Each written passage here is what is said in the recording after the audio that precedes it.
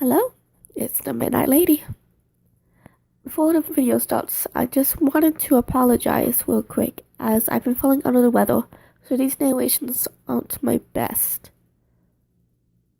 But I still wanted to try and get something out. So thank you for bearing with me, and I hope you enjoy the video.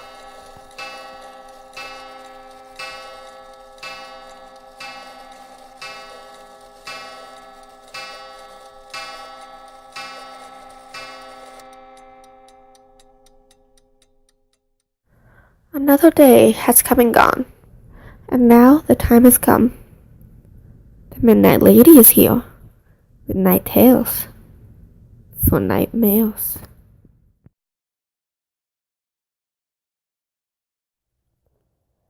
So last Friday, I, a 25-year-old female, had a little time to kill before picking my kids up from school. And it was a gorgeous day, so I decided to spend some time cruising some back roads in my small rural hometown, listening to music. I passed this guy with his thumb out, trying to catch a ride, and I almost picked this guy up. He looked to be about late 30s, early 40s, carrying a fishing pole and a backpack. Pretty innocent looking, I guess. But see, I'm a lone female, and I've been taught with hundreds of hitchhiker gone wrong stories that you just keep driving. So I kept driving. And as I'm driving, I'm having this internal dialogue of guilt about my decision not to pick up this guy. You know, if I was hitchhiking, I would hope someone would pick me up, and what's the worst that could happen? That, mixed with my new self-improvement goal of doing the things that scare me as often as possible, led me to the conclusion that if when I looped back around and he was still walking, I would pick him up. Sure enough, about 10 minutes later, he was still there. I was feeling a little nervous pulling over getting him.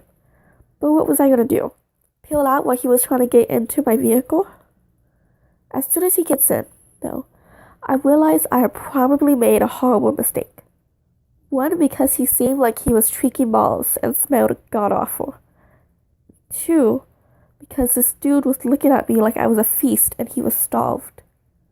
I didn't realize exactly how rattled I was with my decision until he asked me for a smoke, and my hands were shaking so badly I barely pulled one out of my pack without it breaking it.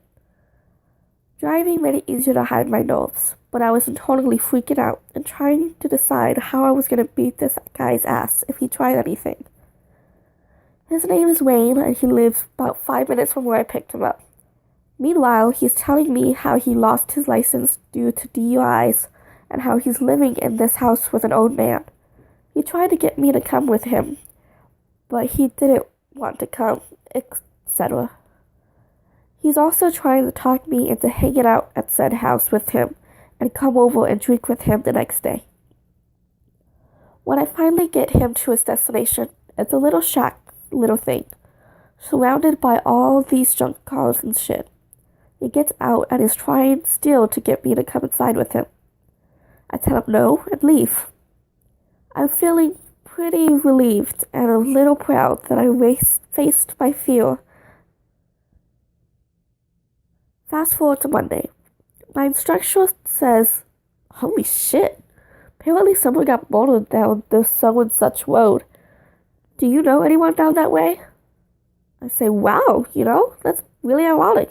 I took a hitchhiker down that road Friday. His name was Wayne, I think."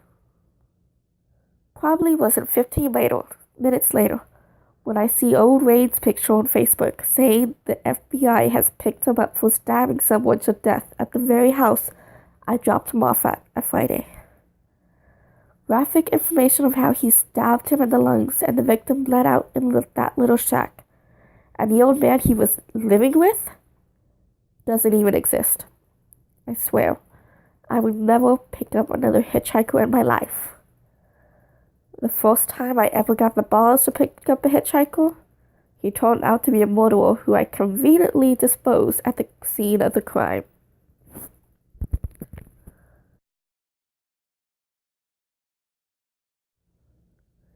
Even though this happened when I was about 2 years old, I can relive it in my head like it was yesterday.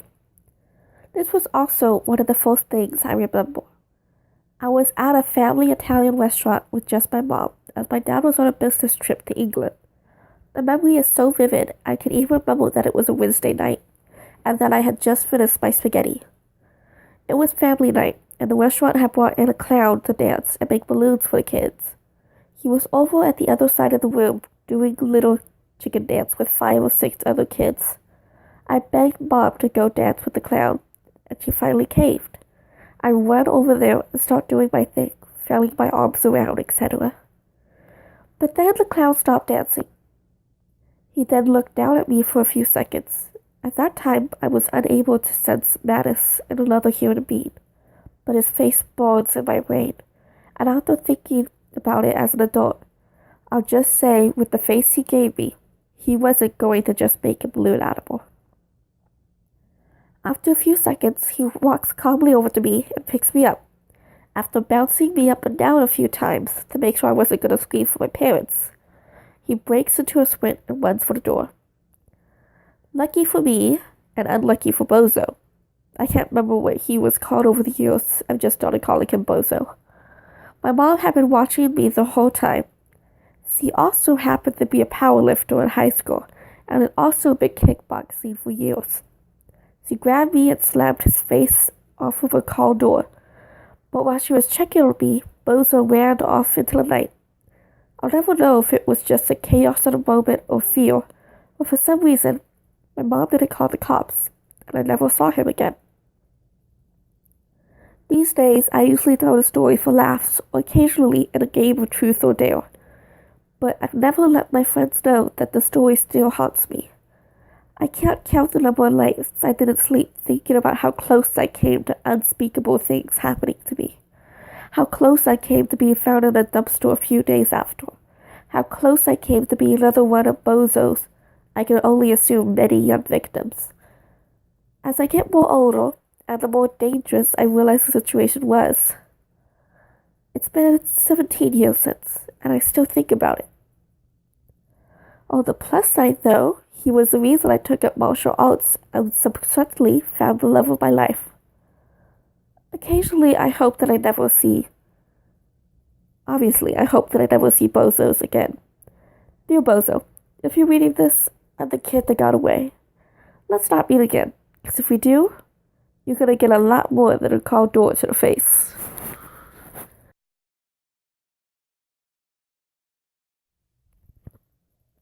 I've been thinking about this a lot recently.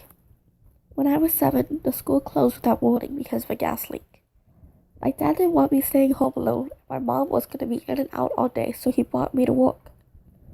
Our car had broken down and we didn't have the money to fix it, so he was walking the 2.5 miles to work and back, despite it being the Midwest in a frigid winter. I didn't care. I was just excited to spend the day with him and see a big office. I usually only went when things were winding down. As we were walking, we got to a stretch along the highway, on the other side of a metal car barrier, when a man approached us. He was fairly normal looking, similar height and build to my father, a little older, and wearing a heavy brown work coat. This would be important later. I wasn't paying much attention because I was busy looking for icicles hanging off the metal barrier. To make the walk more interesting, we'll play some games like I Spy or Red Light, Green Light or Simon Says. Usually when strangers approached us, it was for directions or because they knew my dad from somewhere. But when it was someone he knew, he always introduced me. The man stood unusually close to my dad. I remember that. And he pushed me behind him, even though he was a pretty thin man, and said, "Simon Says, hand on your ears and freeze." So I covered my eyes and stood there, frozen, not too concerned with what the adults were talking about. The entire exchange lasted about 5 minutes, which felt like forever in frozen ear-covered kid time. Then the man walked off, and my dad picked me up and ran to a gas station he knew was about a quarter of a mile away. Then he called 911. The police asked me questions about the man and what I'd seen and heard. I told him I didn't know what he and my dad talked about, but that he wasn't a good man. They asked me why he wasn't a good man, and I told him it was because he borrowed my dad's coat even though he was already wearing a coat, and that my dad walks to and from work and only had the one coat. Little did I know that would be key to collaborate his story. Then I drew pictures with a nice female cop where my dad had a long talk with detectives in another room. I asked him why we went to a police station instead of his office and why the police wanted to know about the man. He just said he's never seen the man before, so he wanted to tell the police about meeting him because it's important for people to be aware of everyone's in town. This was a sensible answer to 7-year-old me who thought her father could never tell a lie. 12 years later, I remembered this weird incident and asked him what really happened. The man had approached him and asked to pay to perform a sex act on me. My father warned him off, trying not to trigger an attack and also not to scare me. The man produced a switchblade and said he was going to get what he wanted, and my father could make some money off of it or he couldn't, but it was going to end the same either way. My father told him he'll give him his billfold, watch, second-generation family heirloom, and the clothes off his back, but if he so much as stepped in my direction, he'll kill him even if it meant they both died. The guy took his jacket and his wallet and stalked off. The cops never located him. They called my dad in a couple times to do lineups, but he never saw the man. The cops offered him a Goodwill jacket, but he refused because he staunchly believed charity or government subsides were only for elderly widows, disabled, and single mothers.